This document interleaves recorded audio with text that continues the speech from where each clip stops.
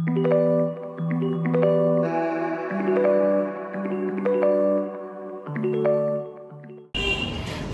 Morning everyone. 17th of May 2024 মোটামুটি সকাল নয়, প্রায় দুপুর 12:30 থেকে ব্লগ স্টার্ট করছি। বিশ্বাস করো, মানে এই কদিন যা টায়ার্ড ছিলাম আমি। কালকে বাড়িতে একটা গেট টুগেদার হয়েছে, সেটা তো তোমরা দেখছো। ওই গেট টুগেদারের টায়ার্ডনেস না, কারণ রান্না আমি এর থেকে অনেক বেশি করি। শুধু 2-3 দিনে যে ঠিকঠাক ঘুম হয়নি, তার জন্য শরীর একদম দিচ্ছিল না। যার জন্য আজকে যেটা করলাম, টায়ার্ড যেহেতু ছিলাম আমি, সকালবেলা যে জিম যাইনি, কালকে আবার সকালেই যাব, আজকে বিকেলে জিম যাব, ভালো করে ঘুমিয়ে নিলাম। আমি 11:10 ঘুম থেকে উঠেছি আজকে, কারণ একটু দরকার, বুঝতে পারছি এতটা চাপের মধ্যে থাকি কি বলবো।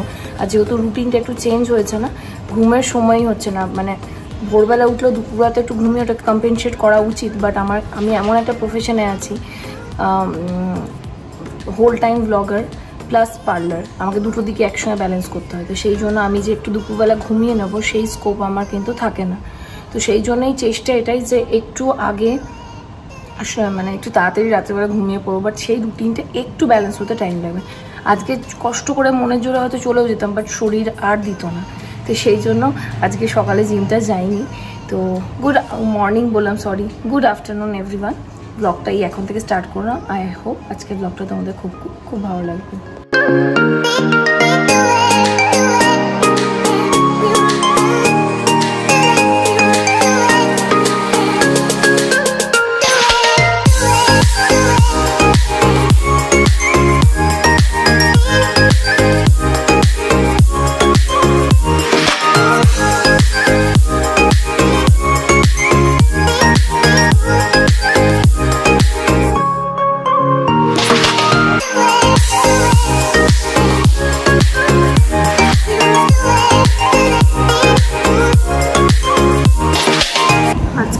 লেটে উঠেছি, দুপুরে সকালে ব্রেকফাস্ট তো হয়নি। তো এখন আমি লাঞ্চ কাম ব্রাঞ্চ এইটা খাচ্ছি, মোস্টলি খাচ্ছি।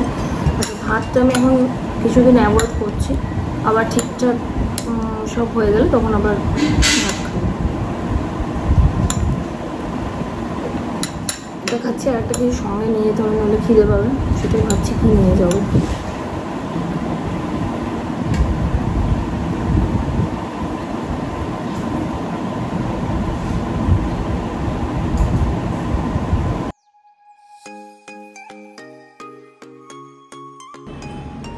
করার কিছু টেকনিক্স আছে, আজকে দেখলে আবার দেখে বুঝিয়ে বলে বলে শিখে। এগুলো যেটাকে সেন্সিটিভ স্কিন বা যাদের ধরো স্কিনে অতিরিক্ত ট্যান রয়েছে বা হেয়ার লাইন অনেক বেশি রয়েছে, পুল করলে অনেক বেশি যাদের হেয়ার গ্রোথ, যত বেশি পুল করবে তত বেশি তো টান করবে, কষ্ট বেশি হয়। সেই ক্ষেত্রে এই ধরনের ক্রাইটেরিয়াটা সাজেস্ট করেছি, আজও শেয়ার করছি। আমার পার্লারে কিন্তু 31 মে অবধি সামার সেল চলছে, যেখানে বিভিন্ন রকম সার্ভিসের উপর তোমরা কিন্তু একটা হেভি ডিসকাউন্ট পেয়ে যাচ্ছ। যারা বোলপুর বা বোলপুরের আশপাশ থেকে তোমরা দেখছো ব্লগটা, অবশ্যই 7908949529 এই নাম্বারে ফোন করে যোগাযোগ করে সবটা জেনে নিতে পারো। আমি বারবারও এই কারণে বলছি, কারণ সবাই সব ব্লগটা দেখে না, সেই জন্য এখানটাতেও শেয়ার করে দিলাম। আজকে পার্লারে আসার পর থেকে এত চাপ, তোমাদের একটু একটু করে গ্লিমসও দেখেছি কীরকম কাজের প্রেশার ছিল। লিটারেলি বসতেই পারিনি। আমি জিমের ব্যাগ নিয়ে এসেছিলাম, ভেবেছিলাম জিম যাওয়ার কোনো স্কোপ নেই। ওই যে এই কারণেই আমি সকালবেলা জিম যাচ্ছি, যেদিনই আমার বিকেলবেলা জিম যাওয়ার প্ল্যানও করছি, হচ্ছে না। লিটারেলি আজকে 3:30 থেকে কন্টিনিউয়াস দাঁড়িয়ে আমি কাজ করে গেছি, মানে এতক্ষণ এবার আমি একটু বসতে পারবো। তো ওইদিকে মালতীর নেলস প্র্যাকটিস করছে, তনুশ্রী দেখায় তোমাদের।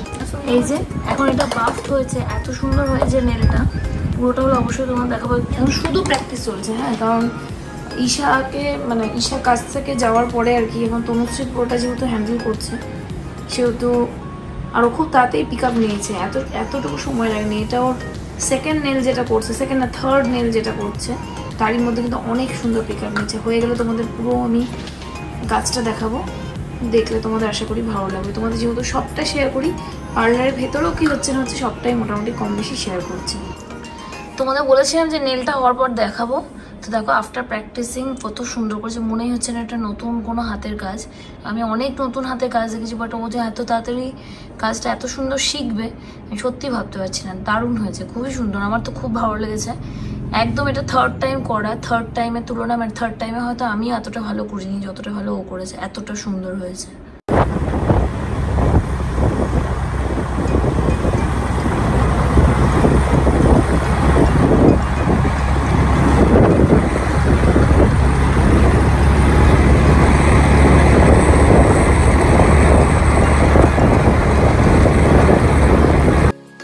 যাই হোক, সমস্ত কাজ তো পার্লারে ভালো করেই হয়েছে।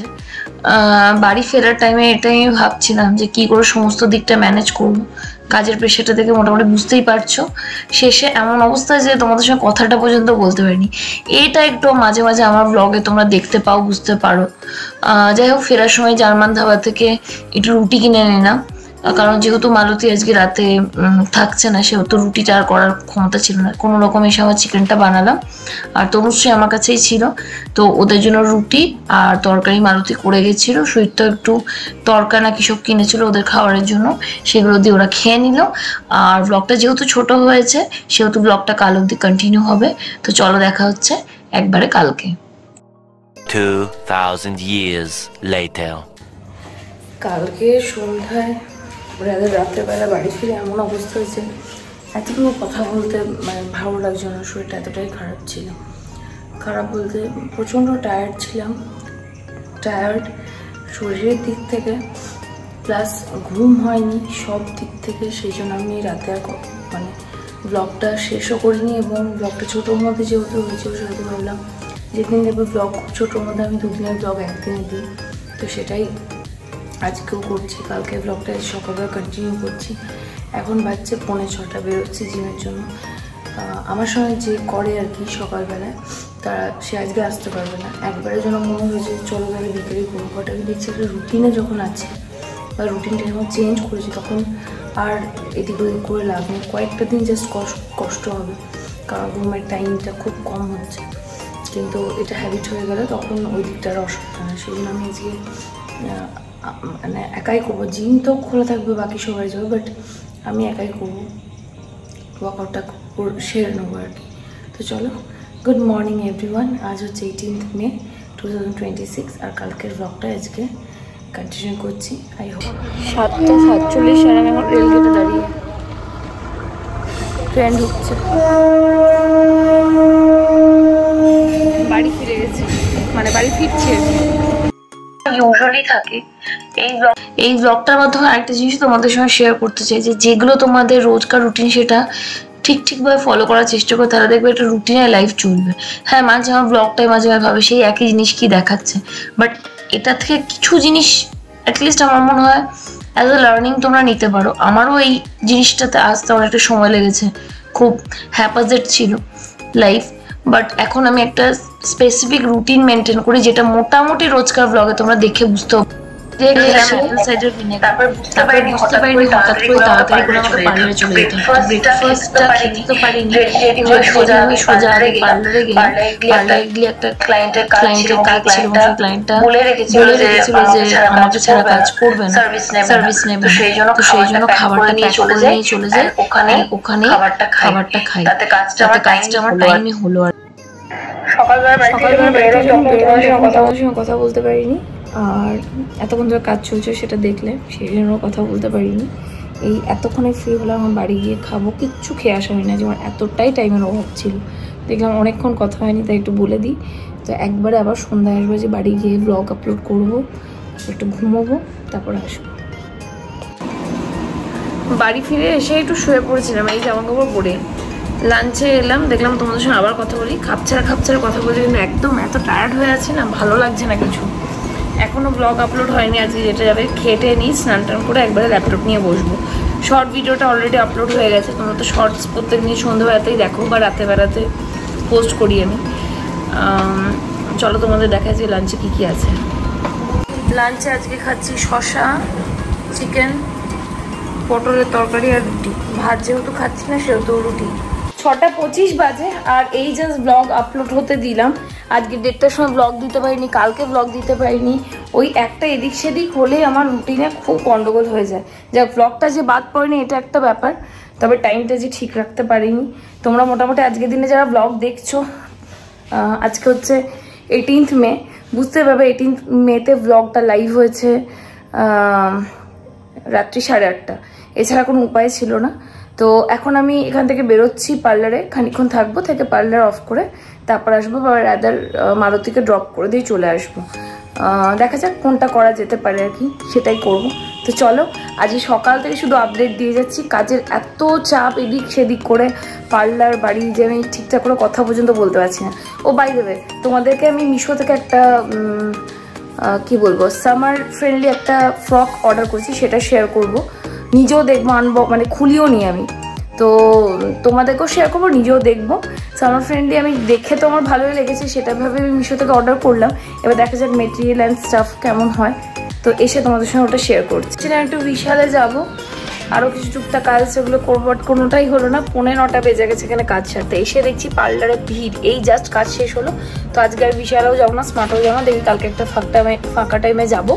এখন সোজা বাড়ি যাই, গিয়ে মিশো থেকে যেটা কিনেছি সেটা আমারও দেখার জন্য আমি খুব এক্সাইটেড, আর তোমাদের সঙ্গে শেয়ার করি। বাড়ি ফিরলাম, আর বাড়ি ফিরেই আমি টেবিলের উপর এসে দেখছি যে এত মিও আমার প্যাকেট কি জন্য। তারপর আমি রুমে গিয়ে দেখলাম রুমে হয়তো কেউ এসছে শুইতে, হয়তো বলেনি আমাকে। তারপর দেখলাম যে আমাদের একজন পরিচিত, সে 10 থেকে জাস্ট এবছর 11-এ উঠলো এবং খুব ভালো রেজাল্ট করেছে। ওই দিদি আমার ক্লায়েন্টও এবং আমাদের ফ্যামিলি ফ্রেন্ডও আর কি। তো তার ছেলে ভীষণ ভালো রেজাল্ট করেছে, সেই জন্য এতগুলো খাবার দিদি দিয়ে গেছে। আমি তখন বাড়িতে ছিলাম না, দিদি ওই জন্য আর ঘরে আসেনি, নিচে থেকে দিয়েই বাড়ি এসে চলে গেছে। আজকে অনেকটা দেরি হয়ে গেছিলো সেই জন্য। তো এত খাবার তোমাদের কি বলবো। তো যাই হোক, তোমরা সবাই ওকে উইশ করো, এবং সত্যিও খুব ভালো রেজাল্ট করেছে। আমি বলে দিচ্ছি আয়ুষ নাম আর কি। তো ওই উপলক্ষে এতগুলো খাবার সব দিয়ে গেছে, যেগুলো এখন ওদেরকে সব গরম টরম করে দেবো আর কি, কিছু ব্যাপার। তো কিছু এসেছিলো, বাট যেহেতু আমি একটা পার্টিকুলার ডায়েট মেনটেন করছি, ওগুলো সেভাবে কিছু খাইনি, জাস্ট একটা বাইট নিলাম, নিয়ে আমার যে ভেজ অমলেট সেটাই খেয়েছি। তোমাদের পার্লারই বলেছিলাম যে আমি মিশো থেকে একটা সামার ফ্রেন্ডলি একটা ফ্রক রাদার ড্রেস অর্ডার করেছি, সেটা তোমাদের সঙ্গে শেয়ার করবো। ব্লগে শেষে সেটাই শেয়ার করতে এলাম। আর এর সাথে একটুখানি ভালো করে ঘুমোতে হবে, চোখ মুখ দেখে বুঝতে পারছো অসম্ভব টায়ার্ড, আর ঘুমটা ভালো করে হয়নি। কালকে জিম যেহেতু সানডে বন্ধ, সেহেতু খুব একটা অসুবিধা হবে না, কাল ভালো করে ঘুমোবো যাতে করে আর অসুবিধা না হয়। তো এই পার্সেলটা এসে 2 দিন থেকে এসে পড়ে আছে আমার কাছে, খোলাই টাইম পাইনি, ভাবলাম তোমাদের সামনে আনবক্স করি। আনবক্স তো নয়, আনর্যাপ করি, কারণ প্যাকেটের মধ্যে রয়েছে।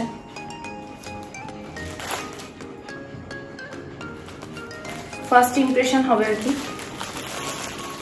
দেখলাম বেশ রিভিউটা ভালো, আর কালারটাও বেশ সামার ফ্রেন্ডলি, তো সেই জন্য নিলাম। এখনো তো পড়ার সুযোগ হয়ে ওঠেনি, পড়ার সুযোগ কি দেখারই সুযোগ হয়ে ওঠেনি।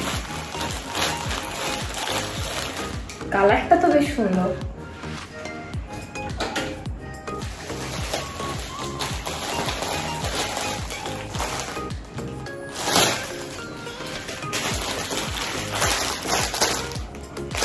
প্রিন্টটা খুব সুন্দর। খুলবো কোথাও দিই ভাই,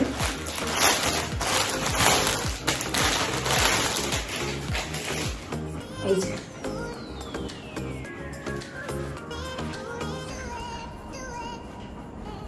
দেখতে বেশ ভালো, কিন্তু আমি ইয়েতে কি বলে ভিডিওসে দেখলাম অনেকের লং অবধি হচ্ছে। আমি এটা ভুলে গেছিলাম যে আমার হাইটটাই লং, মানে যাদের আমি রিভিউ দেখি তাদের সবার একদম প্রায় কি বলবো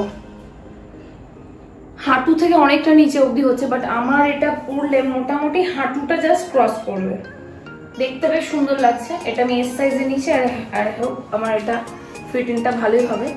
এটা হচ্ছে দাঁড়ো, ফ্রন্ট সাইড ব্যাক সাইড একই, শুধু কাটিংটা আলাদা। ফ্রন্টে একটু ওভাল শেপের মধ্যে রয়েছে, আর ব্যাকটা একটু স্কোয়ারের মধ্যে, এবং মেটেরিয়াল ওয়াইজও ভীষণ ভালো। নিচে একটু ফ্লেয়ার রয়েছে, তো পরার পর এটা অবশ্যই ভালো লাগবে আশা করি।